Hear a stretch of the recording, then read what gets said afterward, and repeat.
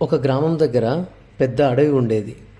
ఆ అడవిలో ఒక భారీ వేప చెట్టు ఉండేది. ఆ చెట్టు చాలా పాతది.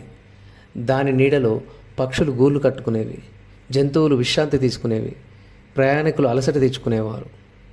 కానీ ఆ అడవిలో ఉండే కొన్ని జంతువులు ఆ చెట్టును పట్టించుకునేవి కాదు.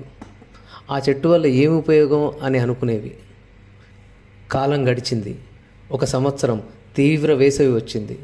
ఎండలు భరించలేనంతగా పెరిగిపోయాయి. చిన్న చెట్లు అన్నీ ఎండిపోయాయి. చెరువులు కూడా కాస్త కాస్తగా ఎండిపోవడం మొదలయ్యింది. అప్పుడు అడవిలోని జంతువులన్నింటికీ చాలా ఇబ్బందిగా మారింది. ఎండలో నడవలేకపోయాయి. నీడ కోసం అటూ ఇటూ తిరిగాయి. చివరికి అందరూ ఆ పెద్ద వేప చెట్టు దగ్గరకు వచ్చారు. ఆ చెట్టు మాత్రం ఇంకా పచ్చగా నిలబడి ఉంది. పెద్ద నీడనిచ్చింది, చల్లని గాలినిచ్చింది.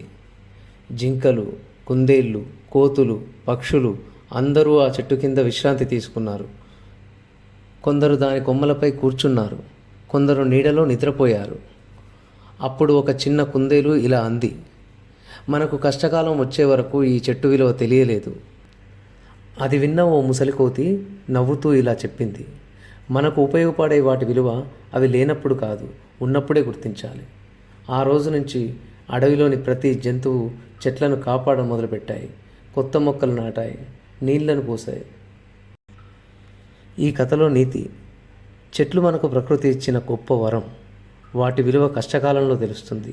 అందుకే చెట్లను కాపాడాలి, కొత్త మొక్కలు నాటాలి.